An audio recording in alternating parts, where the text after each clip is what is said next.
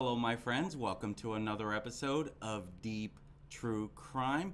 I'm Manny Rodriguez. Thank you for joining me. I have a very special episode today for you. I'm super excited to bring this, and I'm also heartbroken at the same time as I bring this. I have a very special guest on the call today, and before we go there, I want to share with you what brought this up. Have you ever heard about Jehovah's Witness? What they try to say as a Christian place. Have you ever heard it referred to as a cult? That's exactly what we're going to be diving into today, and what has brought this up. So, a good friend of mine, Anna Alt, she used to be a part of Jehovah's Witness. And I came across another story where, as I do all the time, looking for my story, seeing what's out there. I come across an article, 4 men accused of sexually assaulting 19 Jehovah Witness children, including family members. I literally copied that link, sent it to Anna, and I said, another horrible story. And it breaks my heart to know this. And then I said, Anna, would you be willing to jump on a live with me and share your story and help people open up their eyes with what they're faced with? And she said, abso-effing-lutely. Because she truly believes that breaking away from this is critical. At least it was in her life. My friends, I have grown to know Anna Alt for a number of years now. She is truly a very well-respected leader in this community that we networking, that we do business in, and she is well thought of, especially anyone who knows about this story that she is about to share with you. My friends, I am so excited to bring a very good friend on, Anna Alt. Please welcome Anna. Thank you so much for joining me. How are you doing today? Hi, Manny. Well, I was doing pretty good, and I didn't think that you bringing that story up would affect me so much. It kind of gave me a bit of a stomach ache. So, if you would have asked me 5 minutes ago, I was doing pretty good. But yeah, it's kind of a sick situation that we are talking about today. And that's why I thank you for joining us and sharing, because here's the truth, and I'm sure you agree. This is terrible. You just said it. You just said it. It turned your stomach as I was describing that. That there's something there, right? And so that's why I'm so glad that you're willing to share, because my gosh, when are the authorities going to wake up? Because it's not like this is the first story, second story, third story. I sent this and said another crazy story. So that's why I'm grateful that you were on this. Do you mind sharing, like, when did you get out of Jehovah's Witness? Okay, well, I'll just give you a brief background for your listeners who don't know me, because I don't really want to talk about me. I want to talk about the problem with the Jehovah's Witness organization and child sex abuse. I was born and raised a Jehovah's Witness. I left when I was 32 years old with my husband at the time and our two children. They were 6 and 5. My husband, the father of my kids, he also was born and raised with Jehovah's Witness. We had no other option in our minds. We were going to be witnesses, and that was our entire framework of life.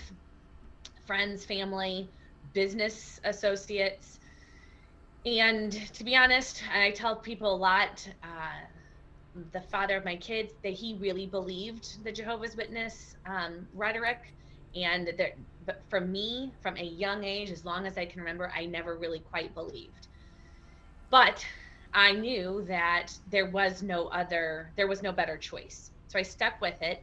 My mother, my siblings, my cousins, they were all Jehovah's Witnesses. And then I meet and marry a gentleman who, Dan was a fourth generation Jehovah's Witness. So he had a lot of Jehovah's Witnesses in their family. And one of the paramount things about the Jehovah's Witness organization that truly makes it can be categorized as a cult is they frown upon and downright have a disdain for, and their members know it, of doing any kind of research against the religion or against the organization. So you grow up, even for me in the age of the internet, you never did any kind of research against the religion. You just were brainwashed enough to think, I mean, I don't even know, as silly as it sounds, that if you typed in anti-Jehovah's Witness anything, that you were going to get struck down by lightning. Like, it sounds funny, but really, I never even believed it, and I was still afraid of doing any research. So for me personally, I was never sexually abused in the Jehovah's Witness organization. But you hear of stories and people whispering, people being disfellowshipped, i.e., kicked out, for sexual abuse. Oh, wait, are you not allowed to say that? Abuse situations related to children. Also, any cult, they are going to have any kind of restrictions as far as sex is concerned, whether that is only straight heterosexual relationships, definitely no sex before marriage. It was any good cult type religion has strong rules on sex. So fast forward, for me personally, my closest relationship was one of our dearest friends who was abused by a gentleman. He was raised by a single mother, and the single mother needed and wanted male figures around her son. And one of the gentlemen that was tasked to do that abused him for years. And when it came out, his mother went to the elders, and the elders said, "Don't do anything. We will handle it. Do not contact the police. Do not, this will be handled internally," because the idea, and I'm sure it was said, but you're brainwashed enough to know and believe this, that you don't want to bring reproach upon Jehovah's name, meaning God's name. You don't want to make people think badly about God and his organization. So that particular gentleman, well, we don't even call him a gentleman, that particular man, he was disfellowshipped, and he moved away, and he was gone for 15 years, maybe, I really don't know. But in the age of Facebook, again, this is not necessarily my story to tell. It was a friend of mine. This is, again, my closest connection to this. Age of Facebook, this guy comes as a mutual friend, and it just really bothered my good friend. And it ultimately, amongst other things, directly related to being raised a Jehovah's Witness, he committed suicide. And I'm not saying that is the exact reason, but trust me when I say it was part of it. Years of sex abuse, and then years of repressing, and years of being told, pray it away, essentially. Pray for your abuser. Pray for yourself, because now you have, you're abusing any kind of alcohol, whatever. Pray. Well, no. People who abuse children, sex, however you said that, they need to go, they need to be dealt with legally. So, also, another paramount thing that is related to this story, before I stop talking, the Jehovah's Witness organization has a practice called the two-witness rule. The two-witness rule is based on some scripture, I believe in the Old Testament, I believe in Leviticus, that the only way that a perpetrator can be disciplined is if there was two witnesses to whatever the indiscretion was. So You and I are walking down the street. We see somebody steal some steal an apple from a grocery store. Here are two witnesses, you and me. We can say, and that person says, nope, I didn't do it. But we saw that person stealing. So they would then have gotten their hand cut off or whatever they did back in Bible times because there was two witnesses. The Jehovah's Witness organization takes that.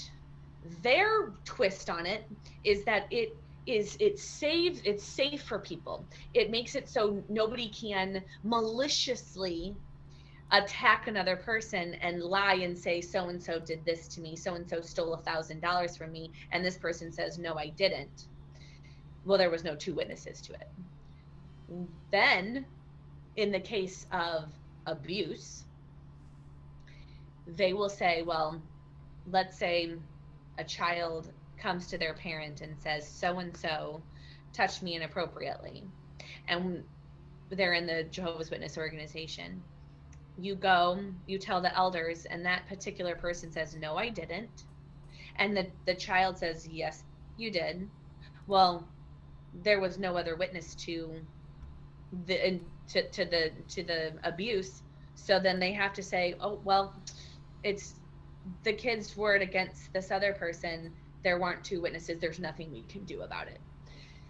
Also, and I swear I'm going to let you talk in a second, in Australia in 2014, the Australian Royal Commission was set up by the government to look into organizations like the Jehovah's Witnesses, the Catholic Church, the Mormon Church, the Boy Scouts of America.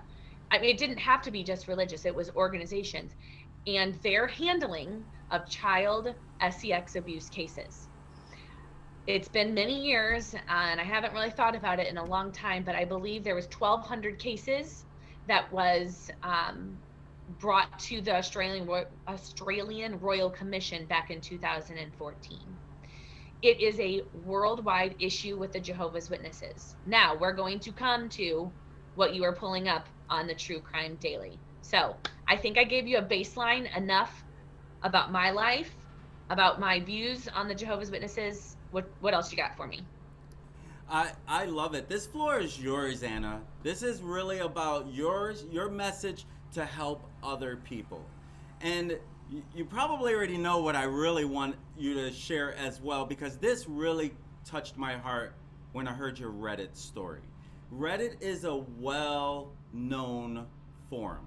And Reddit is a place that I go to for a lot of content information when I'm digging up my stories. Can you share with the audience what you did in your Reddit? Share your Reddit story if you can, please. So when you asked me to share it, I was like, I mean, is this what you meant? So here's the deal. Like I said earlier, when you're a Jehovah's Witness, you are taught that you do not look up anything against the Jehovah's Witnesses. You don't look up anything from apostates. Apostates are people that were Jehovah's Witnesses and left and are saying, hey, this isn't right. They're slandering, they're speaking out against the Jehovah's Witnesses. In 2014, January of 2014, it was time to register my daughter for the following school year. And I had a flood of emotions because I realized that I was about to embark and taking my child in the next 12, 13 years of her public school life being raised and being a Jehovah's Witness. And I say there is nothing more isolating, embarrassing, scary, all of the negative being a Jehovah's Witness in a school setting. Because up to that point, before you go to kindergarten, you're kind of sheltered. You are with your family, close friends, people in the church that you just think that you are normal. And then you are hit like a ton of bricks that you are not the same. And no one's normal, but I'm going to say most people normally celebrate birthdays. Most people normally celebrate the holidays, stand up for the Pledge of Allegiance. Um, they're allowed to color a jack-o'-lantern. All of those things a Jehovah's Witness child cannot do. So it makes them feel isolated and pushes them even more closer to the church that they are used to. So I register my daughter, and I just have all of these panic PTSD thoughts about raising my kids in that. And so I do the unthinkable, which is I get online and I start researching the Jehovah's Witnesses, because I was just hoping that I could give something to their dad to make him think, you know what, let's let them celebrate their birthdays at school, or let's let them sing happy birthday to their friends, um, be a part of the Christmas play if they want to, just so they don't have to be so different and so isolated. So one of the first things, I get online and Reddit comes up. I didn't know anything about Reddit, and I don't know what I clicked on. I said I want to get my kids out of the Jehovah's Witnesses, and it's been a long time, but I think that you had to like maybe have a name. And so my name was Scared JW Mom, because I was doing all of this for my kids. I was a mom first, and I just wanted my kids out, and I was scared to death. One, that they were going to have to be that life, but two, super scared that I was going to get caught, because the Jehovah's Witnesses have um, a life of tattletaling. And with Facebook and social media, tattletaling went rampant. So if you were to like something back in the Facebook days, remember how like you would like something and then your entire feed would see, oh, everyone, Anna Alt liked J. Crew. It was really scary to know that if I wasn't careful, I was going to get caught. So another thing that I did that I read was a good idea was to have a second Facebook account. So I still have that second Facebook account. I don't use it very often. I get on it just so I can kind of have a pulse a little bit on what is going on with the organization and horrible stories like the one that you brought to me. But I mean, I literally only used it to gain information and figure out how to get my husband and my kids out of the religion, because I knew that if I was gonna go quickly, he would have divorced me and taken my kids away. Like I knew that.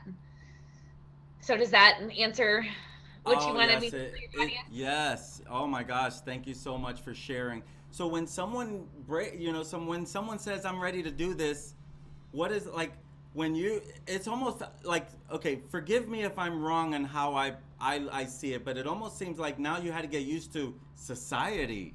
Like it was like you were Absolutely. out of this whole little community that was only within their world. Now you had to go out here and be with a whole new set of people. Is that a fair way to look at that? Yeah, I will tell you that first year. So I started the process in January of 2014, and I just gave Dan a little bit at a time, and he really pushed me aside, mentally, emotionally, and physically. But I endured, and it took me 6 months for him to finally realize, wait a minute, you know what, this isn't right. And so we quit cold turkey in July of 2014. And that following school year was my daughter's first year of school. My son was still home, and I was a stay at home mom. And if it wasn't for Heather and Aaron Patterson, we would have had no social life whatsoever. They were our best friends in the Jehovah's Witness organization, and they left in October of 2014. We left in July. A few months later, they left. And because Heather had stopped being a stay-at-home mom and gotten a job and gotten more of a social life, we were able to be a part of their social life. But then a year later, when my son went to school and I got my first job in 7 years, I was a teacher assistant in a middle school, and I wasn't much more uh, uh, worldly wise than the middle schoolers that I was with. I mean, it was like I was finally learning a real existence and a real life. And I will forever be thankful to the people at the school that I taught at, especially the women that I had direct contact with that were true mentors to me, because I was a mess. I had no idea. I was an emotional mess. I mean, a physical mess. I was a mess. So yeah, I had to learn a whole new way of existing. You're literally being vulnerable, and thank you so much for bringing that. So, what can someone expect if they were to leave the Jehovah's Witness? How do people within treat them? Like, because it seems like you're starting all over. So what I knew is that if I didn't play my cards right, I was going to lose all of our friends, most, if not all, of our family that were Jehovah's Witnesses.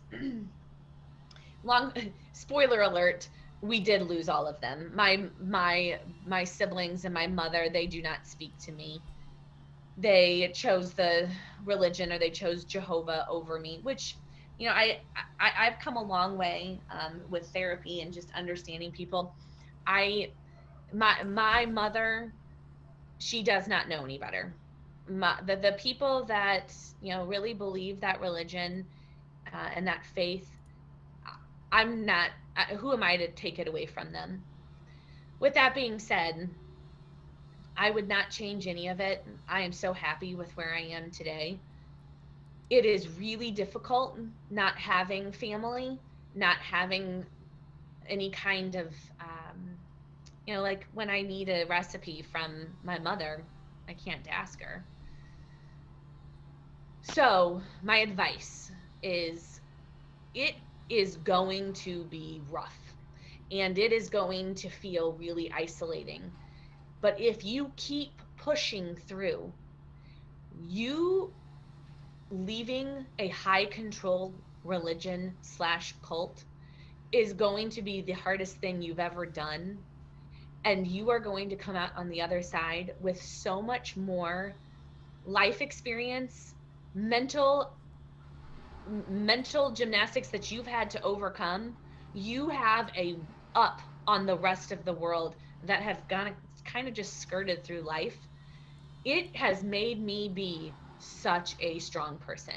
It's given me a lot of trauma that I've had to pay for therapy for, but I mean, everyone has trauma. It really has just made me one tough person. So think of, and I said this on another podcast that I did not that long ago, think of what you're doing for not just you, not just your children, but your grandchildren. I know by the time this gets to my grandchildren, all of that bananasness will be gone. My kids still have to deal with it. My kids still have to deal with the fact that they don't have my family in their life, and that stinks. But by the time they have kids, they're going to have their parents, they're going to have their cousins, they're going to have their grandparents. So, you know, take one for the team, essentially. And also do it for yourself, because your life just gets better. You answered something, because I was going to ask, like, okay, being generally, if you come out of this world, you're a little more shy, a little timid, a little, you know, a little more offset. But the Anna I've known now 5 years or something like that, it seems like you've always been bold and not afraid to share. You literally just answered it. It was because you had to get stronger on your own.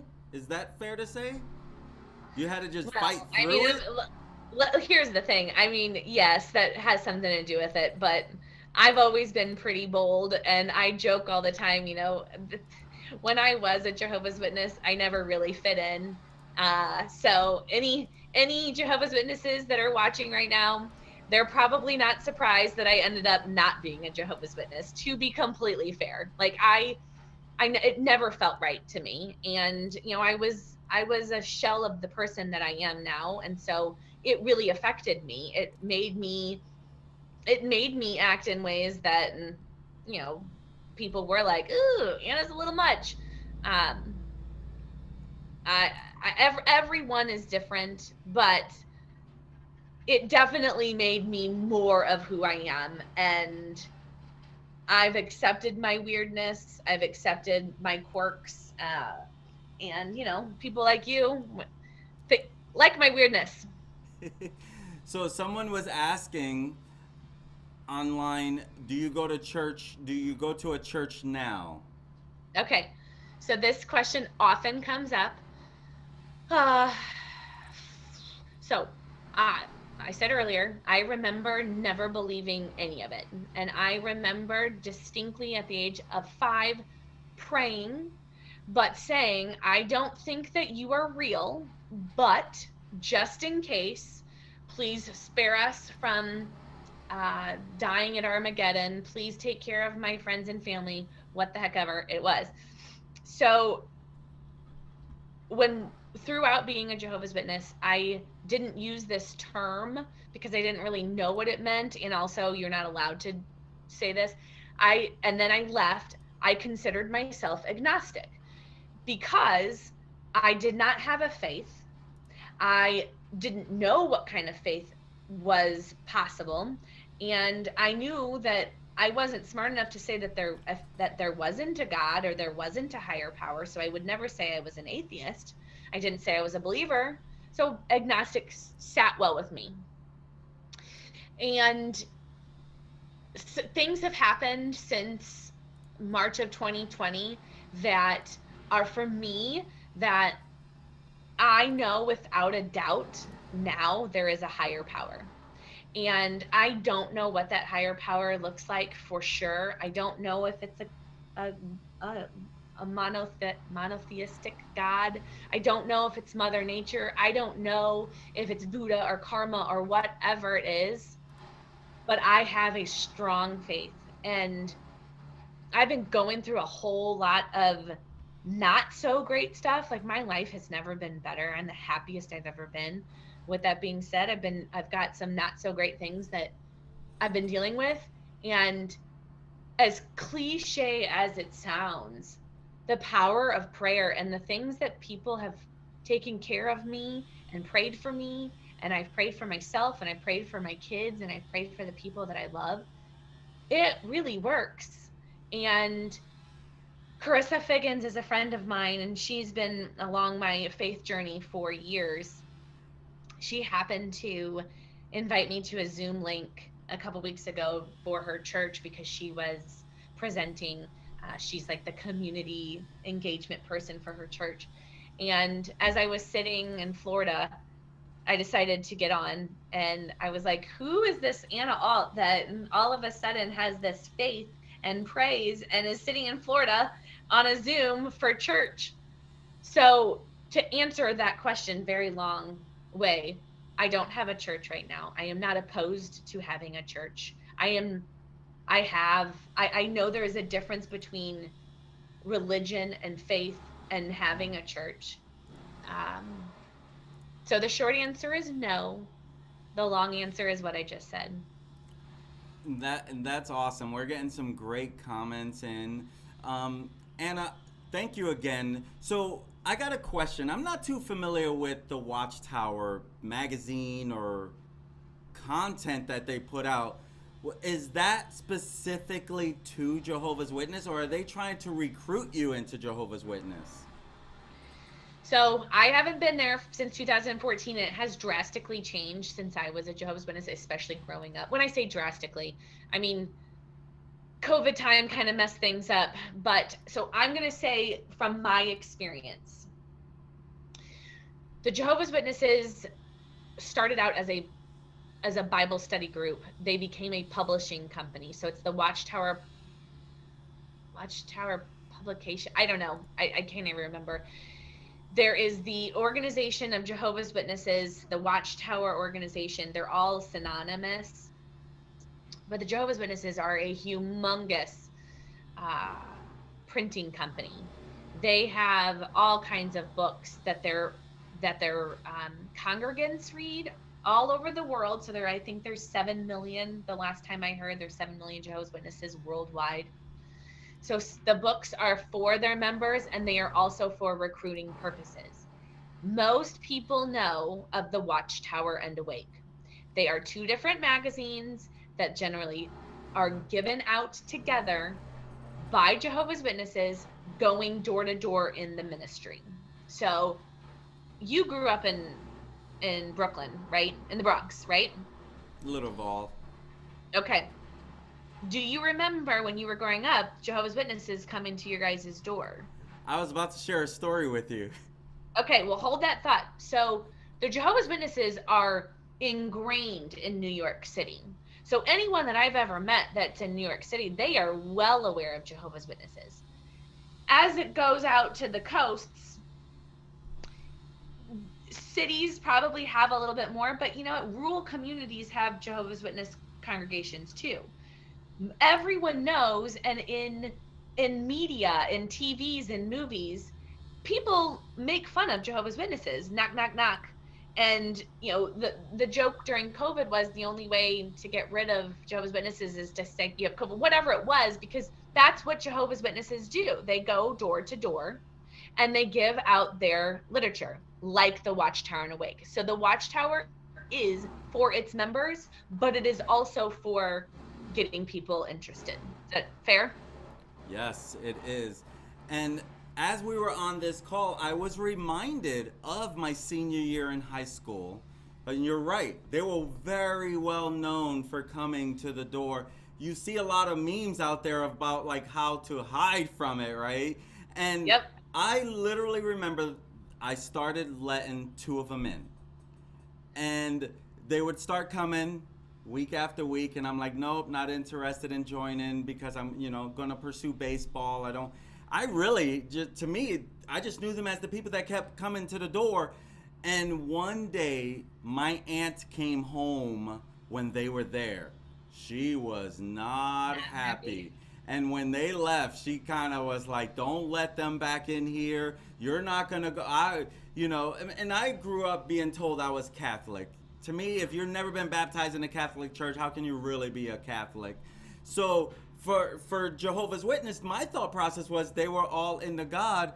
Until I knew you and got to really know you, I didn't know the extent. And then you shared a YouTube video with me where I got to hear a lot more on their side of things, and it was like, I just do not trust. And then hearing more, because on your Facebook you have shared different stories and how they resonated with Anna Alt and being a part of that.